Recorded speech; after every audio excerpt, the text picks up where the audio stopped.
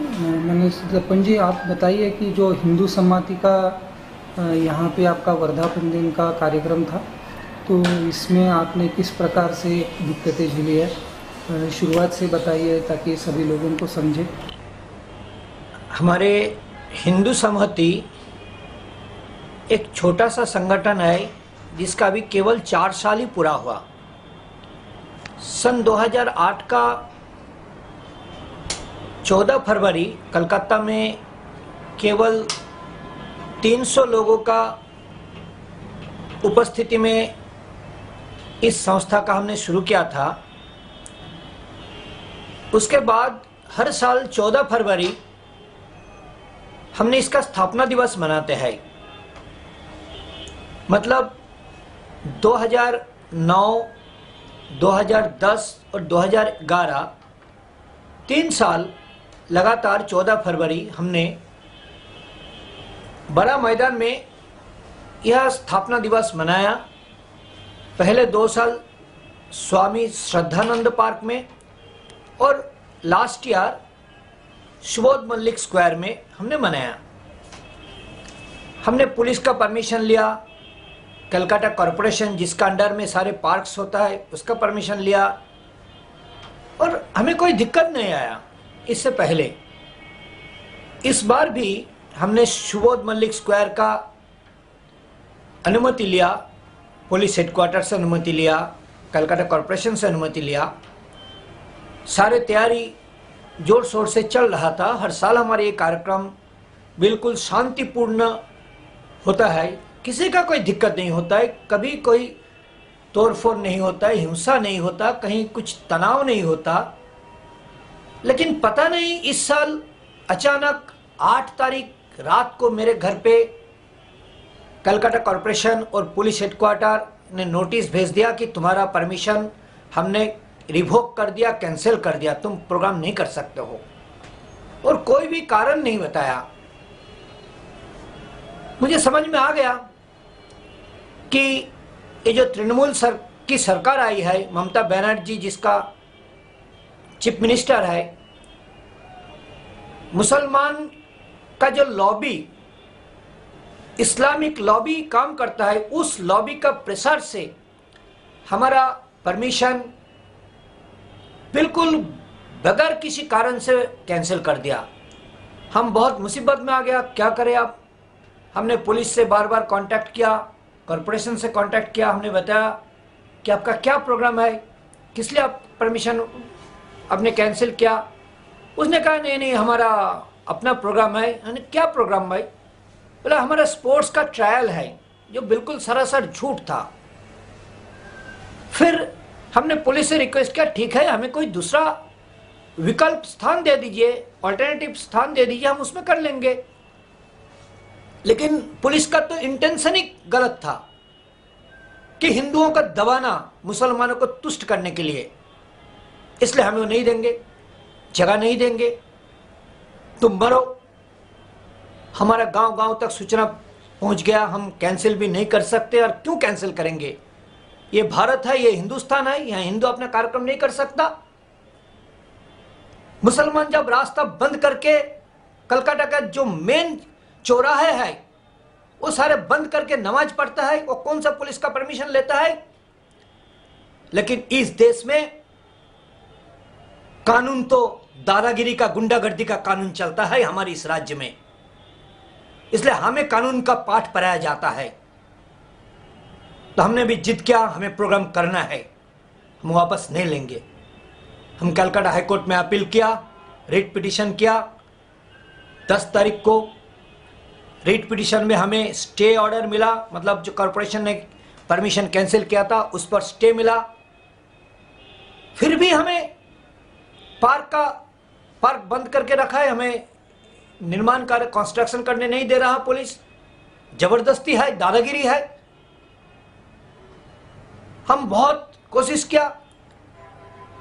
Calcutta corporation ने 13 तारीख को, मतलब जस्ट कार्यक्रम के पूर्व दिन, कोर्ट बंद होने से केवल 5 मिनट पहले शाम को 4:25 पर वो हाईकोर्ट का स्टे ऑर्डर को कैंसिल करने के लिए उन्होंने चीफ जस्टिस के रूम में अपील किया। कल जी, ये आपका कार्यक्रम अयशस्वी हो या कार्यकर्ता इस बैठक के लिए ना पहुंचे, इसके लिए सरकार ने किस किस प्रकार से प्रयास किए थे?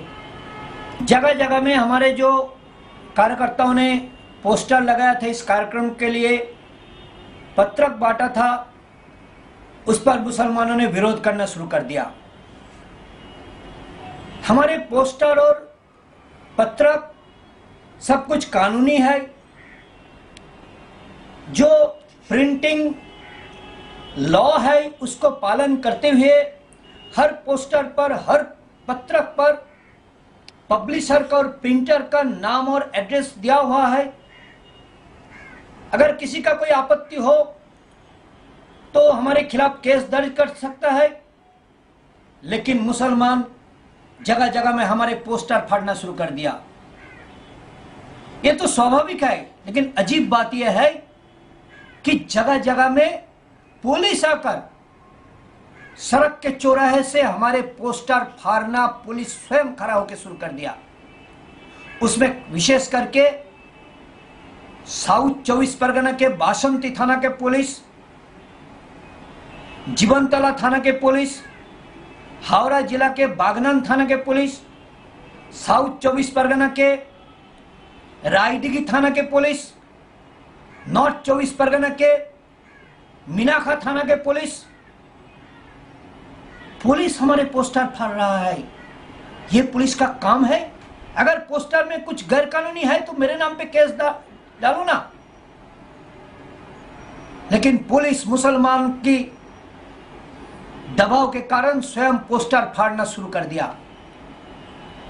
और हमने जो पत्रक बांट रहे थे हमारे कार्यकर्ताओं ने, इसी कलकत्ता शहर में जादवपुर में हमारे एक समर्थक 82 साल उनकी उम्र है, रंजीत कर उनका नाम है, 82 ईयर्स ओल्ड, वो पत्रक बांट रहे थे। किसी ने कंप्लेन नहीं किया। मुसलमान, वहां मुसलमान है ही नहीं, कोई कंप्लेन नहीं किया। लेकिन जादवपुर थाना के पुलिस सुओ मोटो केस किया। रंजीत कर को, उस वृद्ध आदमी को पकड़ के ले गए, उनका अरेस्ट किया और उन पर, मुझ पर और उस पत्रक का जो पब्लिशर के रूप में जिनका नाम है हमारे ही पदाधिकारी प्रकाश चंद्र दास, हम 3 पर केस डाल दिया। उसमें सेक्शन लगा दिया 295A, जिसमें सांप्रदायिक और कुछ इंस्टिगेशन का है 298 और 120B, जिसमें राष्ट्र के खिलाफ कॉन्स्पिरेसी ये आरोप है। ये 3 सेक्शन लगाकर केस डाल दिया और 82 ईयर्स ओल्ड रंजीत कर को जेल में डाल दिया। और उसके बाद पुलिस ने मेरे घर पे छापा मारना शुरू कर दिया मुझे पकड़ने के लिए। मैं गिरफ्तारी से बचते रहे क्योंकि मुझे पता था हमारे कार्यक्रम को नष्ट करने के लिए ये पॉलिटिकल प्रेशर के कारण पुलिस कर रहा है। पुलिस से जो कोई बात करता है वो कहता है क्या करे, हमें तो ऊपर का आदेश मानना है। मतलब पुलिस यहाँ कानून का पालन नहीं करते, उनका राजनीतिक बॉस, मंत्री और MLA MP उनका आदेश का पालन करते। कानून का पालन बंगाल के पुलिस नहीं करते हैं।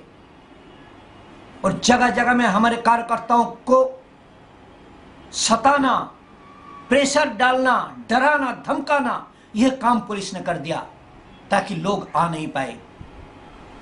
लेकिन हमारे कार्यकर्ताओं ने हिम्मत से डटे रहे, अपने अपने एरिया में लोगों का संगठित किया, सारे आने का व्यवस्था किया।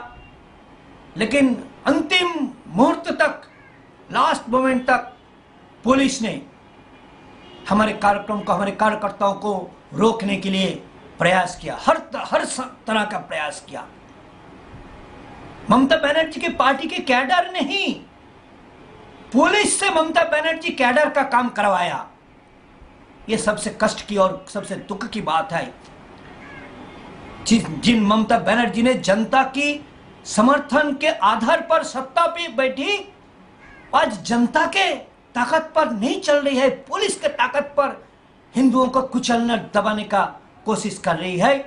लेकिन हमारे बंगाल के हिंदू एक बार विभाजन का शिकार बन चुका, अब दोबारा वो विभाजन का शिकार नहीं बनना चाहता है, दोबारा और रिफ्यूजी होना नहीं चाहता है।